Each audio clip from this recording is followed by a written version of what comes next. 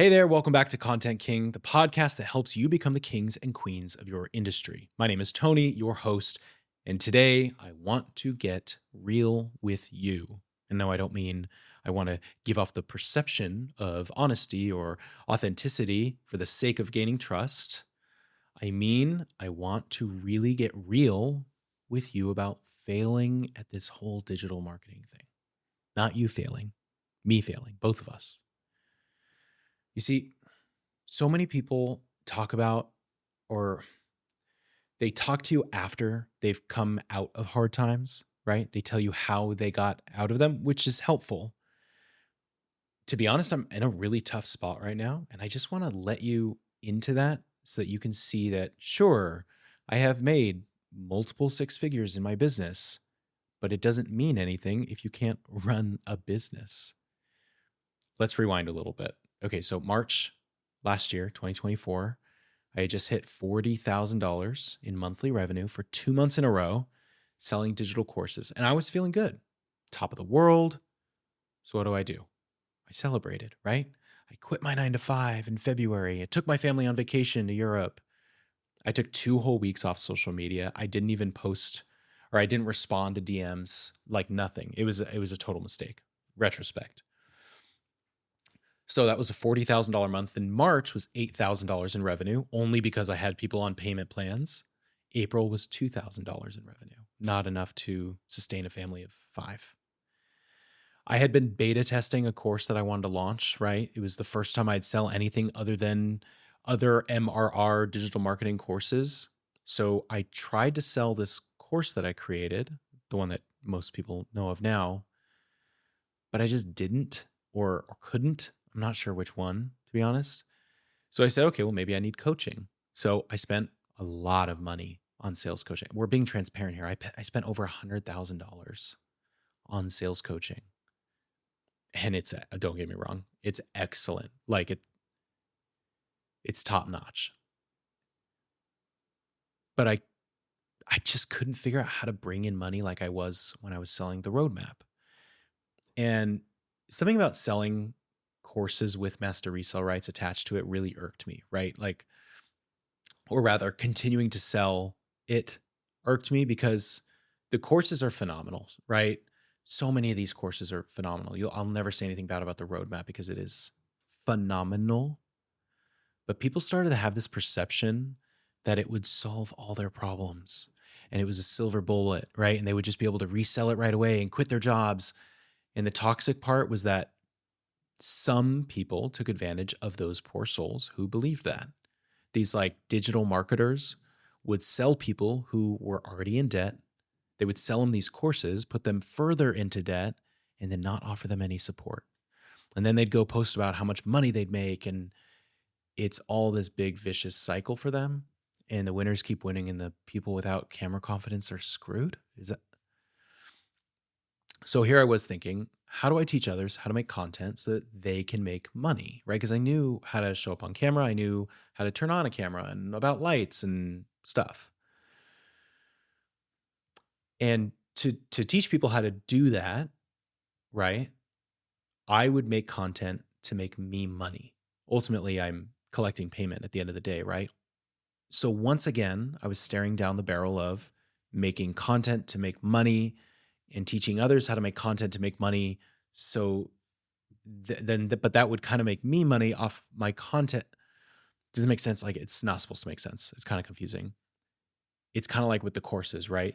How do you make money? Oh, I sell courses. Cool. How do I learn? Oh, you buy my course. Cool. Then what? Oh, you sell that course. And the cycle goes on. So I didn't want my business to become, oh, your content is so good. How do I learn how to make better content? Well, you buy my course teaching you how to make content. Great. Then what? Well, you make content and then you sell what you're doing. It felt cyclical. It's not. I've realized now it's not, but it felt the same. So I started doing these challenges. I loved doing challenges. This is what I learned from my sales cohort is that sure, you can sell something at the end of these challenges, but you really get people in for a whole week and you really transform them. It wasn't about the sales, it was about the transformation, which is why I loved that. But then that turned into the only thing bringing in revenue because they were transformational, they were effective. So it felt like it just these challenges just became another mechanism to just make money. So then once again, the thing I enjoyed doing felt too mechanical. So I lost motivation. I did like 10 challenges, by the way. They were awesome. So, and since then, right, I've sold access to programs. I have programs. The people in the programs love the material. It's getting people real results. I offer like in-person coaching, or like I offer live one-on-one coaching or this group coaching. And one of my students, Doreen, my sweet Doreen, if you're listening to this, I love you so much. She is loving it, and she's doing so well because of things that she's doing and because of things that she's learning. And so I sat down and I'm like, well, why can't I sell this anymore? Because I became afraid to sell into a machine that didn't even exist. This like dumb circle jerk of digital marketing, you know? So I thought, I love coaching. I love teaching people things and them implementing them and them seeing real results. I love it. But like there's this block that I can't get over. And I know a lot of you have this block too. So I took a step back. I tested this hypothesis. I tried some new offers. Okay. I hosted some really talented wealth advisors to film their video podcast in my studio. And I interviewed them about the experience, and I'll throw that on this podcast in a little bit. That was an absolute blast, but it took all of my time. So I knew that if I offered that again, I would have it would only have to be that. So I did some other things, right? I created educational videos for a tech company that I used to do. I used to do that all the time. It's like my bread and butter. I can do it in my sleep. So that was easy to offer a friend of mine. We had to take 2 weeks off because my son was in the hospital. And now I'm refining my sales skills I'm doing like a part-time sales position, which is really cool because I was curious. I wanted to refine my skills, and I'm doing that. But then something really incredible happened this week. This week, I realized that all the time I thought I was selling, it truly was just me trying to help those around me. Now, I'm not trying to say that, I'm not trying to say all this to say, oh, look at me, I'm here for the right reasons. My business is immune. No, what I mean to say is that I pray that you are able to find something that you love so much that when you try to run away from it, it pulls you right back. Every week I get on a coaching call with my clients, and they make my week. They remind me why I do what I do, and it makes me ecstatic to run challenges again. It makes me truly feel like I'm sharing and I'm solving with my selling. Does that make sense? But here's the kicker. Okay, all this is great, but here's the kicker. I am an absolute hypocrite. Okay? I sold the digital marketing courses, but I failed. Hear me out. If you hear one thing from me, hear this. I sold the digital marketing courses, but I failed to set up a lot of the systems they teach you how to do in those courses. These systems that make it automated and passive, because I thought scheduling an email would make me inauthentic. I thought automating a freebie would make me lazy. So I didn't do it. People were like, oh, you're so successful. You don't have any freebies. That must be intentional. Nope, didn't have time. Thought it was inauthentic. If you've made it this far in the episode, you're probably on my email list, which you know I don't send much because emailing to me was always to grow the business. Emailing to me was always to grow the business, never to give value. And I felt, oh, even if I gave value, people would just think I'm trying to grow the business because everybody knows about this email marketing thing. I got so in my head. My funnel's non-existent because I was so focused on serving people authentically that I didn't automate anything.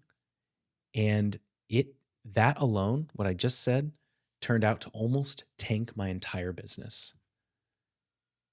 Running automation, taking advantage of scheduling tools doesn't mean you're not serving people. In fact, they enable you to serve people. So as you're running through all this digital marketing, content creation, funnel building, just know that even those of us who have made it can crumble their businesses with ease if they don't practice what they preach and do the necessary tasks of running the dang business. So start over with me. Okay. Take a look at your business, your funnel, because your content does nothing for you or for anybody else if it leads people to dry land.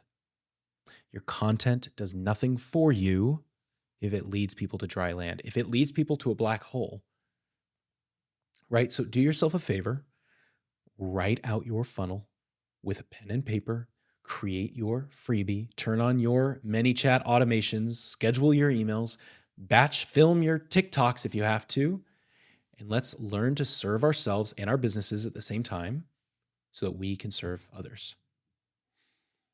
I love y'all. I thank you so much for the space to be able to share all of this. Now, if you want to see what this all looks like in action, here we go. Ready? Check out the link below to connect with me on social media or join one of my virtual challenges, and I will see you in there. Goodbye, and thank you for listening to The Content King.